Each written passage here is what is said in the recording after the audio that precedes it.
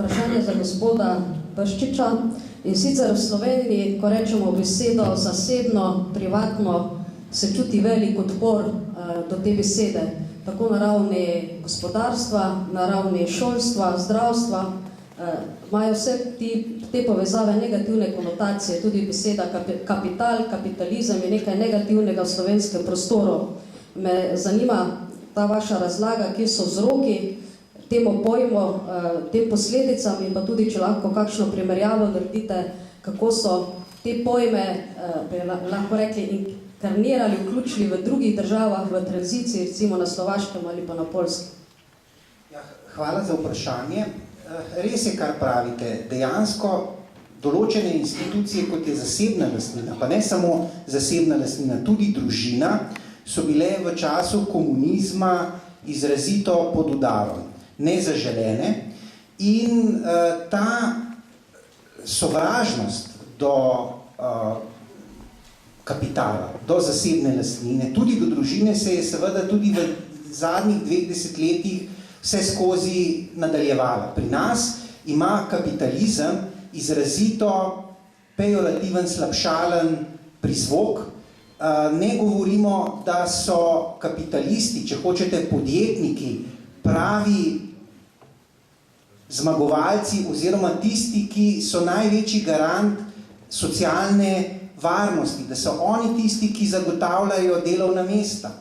Ni država tista, ki je opolnomočena za to, da ustvarja delovna mesta, ampak je to stvar podjetnikov. Naloga države je pa seveda ustvarjati primerno poslovno okolje, da se bo ta podjetniški duh, ki je prisoten na Slovenskem, ne nazadnje, poglejte si samo ekonomsko zgodovino, vendarle je tudi Maribor pa Štajerska, recimo v obdobju bodisi Avstro-Ogrske, bodisi v obdobju kraljevine SHS in kraljevine Jugoslavije doživela izjemen vzpon, se gospodarsko razvila, ne zaradi nekega državnega intervencionizma, ampak zlasti zaradi podjetniške pobude Štajercev, Mariborčanov, Slovencev, ki so videli v svobodnem tržnem gospodarstvu, v kapitalizmu, tisti sistem, ki omogoča doseganje gospodarske rasti. Danes je seveda situacija slabša. Ravno zaradi obnove nekih dezavuiranih idej, da je svobodno tržno gospodarstvo nekaj najslabšega, kar se lahko zgodi, da potrebujemo vrnitev v preteklost, v obdobje samoupravnega socializma, ki je res da zagotavljalo enakost. In enakost je gotovo eden izmed demokratičnih idealov. Vendar, večina med vami jih je živela tudi v Jugoslaviji in se dobro spominjate, da je bila to enakost v revščini. Skratka, socializem je sistem, ki zagotavlja enakost, vendar je to enakost v revščini, medtem ko je svobodno tržno gospodarstvo seveda tisto, ki zagotavlja gospodarsko rast, ki zagotavlja delovna mesta, ki zagotavlja gospodarsko uspešnost. In za svobodno tržno gospodarstvo je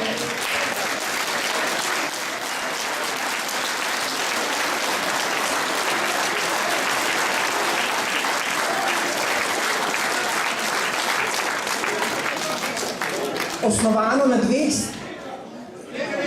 parametri, v kateri se je ta država znašla.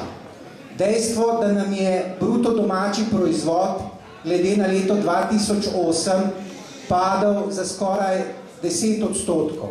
Dejstvo, da imamo opravka z porastom nezaposlenosti glede na leto 2008 za 60 000.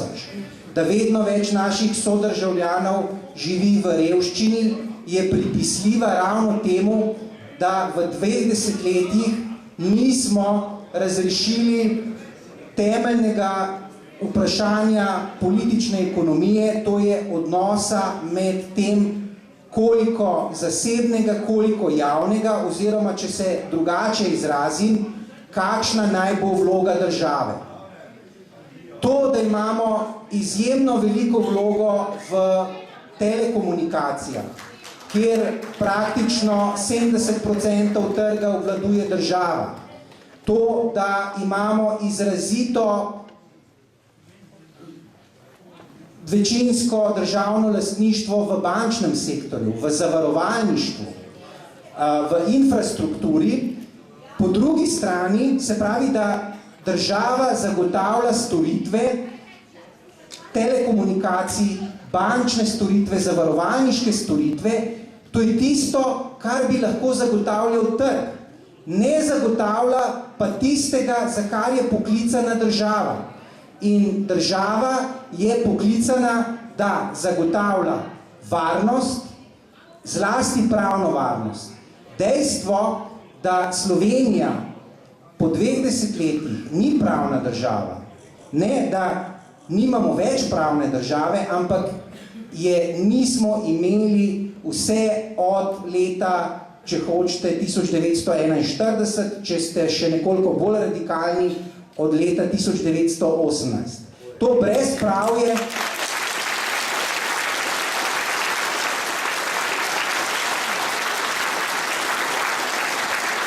Gospod Lahovnik se je kritično izrazil do stanja v slovenskem pravosodju. Sam se moram temu pridružiti. Spomnite se nekaj primerov pregona gospodarskega kriminala, začenši z obsodbo gospoda Kovačiča iz Hita in kakšna je bila reakcija. V stilu Laissez majesté je nekdanji pokojni predsednik seveda pomilostil gospoda Kovačiča. Skratka, celoten pravosodni sistem resnično v zadnjih 2 desetletjih ni dostavil tistega, kar mora zagotavljati država, se pravi varstvo lastninskih pravic, pravno varnost, sojenje v razumnem roku in pa zlasti ključen imperativ neodvisnosti sodstva. Problem reforme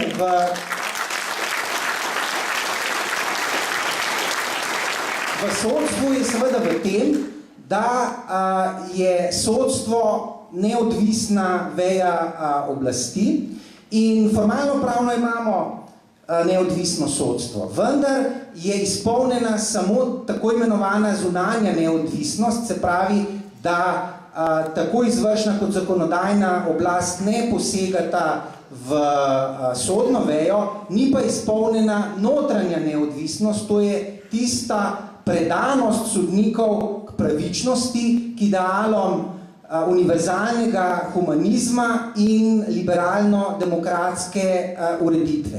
In temeljno vprašanje po 2 desetletjih je, zakaj slovenska država ne deluje, zakaj natančneje zlasti pravosodni sistem ne deluje. Ne deluje zaradi tega, ker je to v interesu nekoga. V interesu tistega, ki nam je ukradel državo. Kdo je to? Sam pojmujem to z sintagmom tovarišija. Namreč tovarišija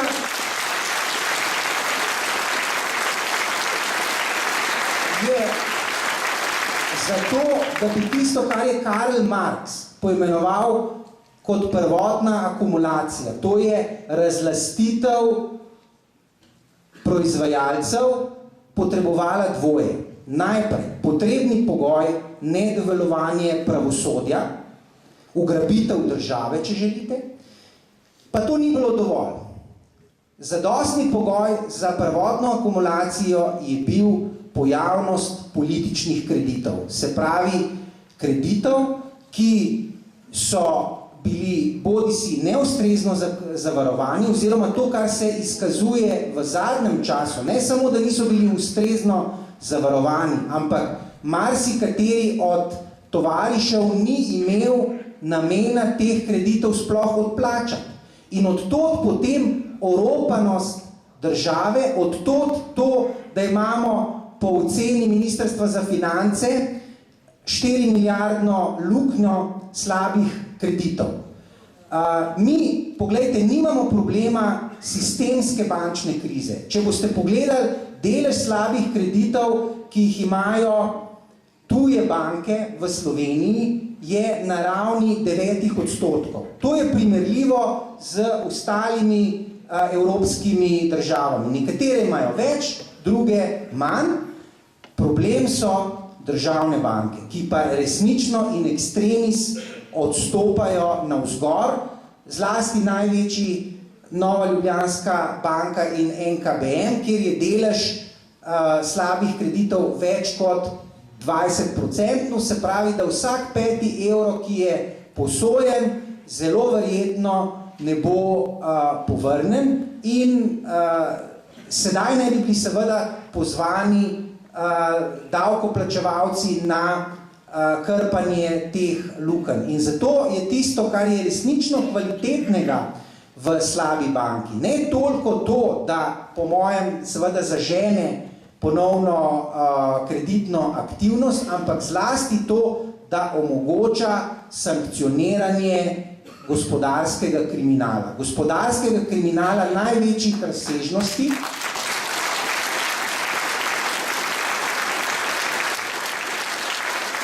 kajti v nasprotnem primeru se nam bo zgodba o bančni sanaciji ponovila.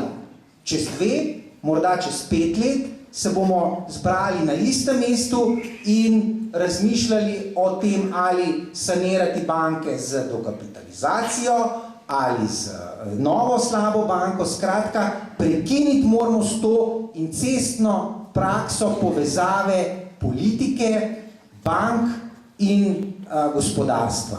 Zdaj, kako to narediti? Sam sem prepričan, da zgolj z privatizacijo. Preprosto bo potrebno spoznati, da politika ni opolnomočena za vodenje bančnih poslov, da so politiki s svojimi klici na banke, slabi bančniki, slabi gospodarji, da potrebujemo klasične lastnike, kapitaliste, lastnike finančnih institucij in da naj se država končno začne ukvarjati s tistim, za kar je ustanovljena. In primarna funkcija države je pravna država. In bolj kot bo Slovenija pravna država, manj bo potrebe za to, da bi bila socialna država. Kajti opustošenost socialna Slovenije in potreba po socialnih transferih, trdim, je v dobršni meri posledica nedovoljevanja sodstva. Ker če nas tovarišija ne bi pokradla, potem ne bi imeli toliko brezposelnih, ne bi imeli takšne potrebe potem, da se ljudem pomaga. Imeli bi lahko sicer neko tanko socialno državo, ki bi bila pa v bistvu rezidualna varnostna mreža. Skratka, trdim, da bomo morali Slovenijo predržaviti, bistveno večjo vlogo nameniti podjetništvu, zasebni iniciativi, ne samo zasebni iniciativi v gospodarstvu, tudi v izobraževanju, se zanesti na podjetnost slovenskega človeka, medtem ko pa v bistvu vse sile resnično usmeriti v gradnjo pravne države. Kako je to mogoče? Sam sem precej obupan, zaradi tega, ker zanašanje na spontani scenarij, na to, da se bodo razmere v pravosodju uredile same od sebe, to ne bo šlo. Nenazadnje je pravosodje samo od sebe sproduciralo kar nekaj pravosodnih reform, rezultat je katastrofa. Ne samo kršitev načela sojenja v razumnem roku. Sam trdim, da je to še manjši problem. Gre zlasti za nerazumne, če želite, slaboumne sodbe, ki nas napotujejo resnično na ugotovitev, kot je konstatiral že gospod Lahovnik, da ali v Sloveniji ni gospodarskega kriminala, kar so trdili prenekateri politiki, ali imamo pa v Sloveniji problem z infarktom pravne države. In sam mislim, da stanje v letu 2013 vse navzoče v tej dvorani napotuje na ugotovitev, da Slovenija ni ne pravna država, še manj pa pravična država.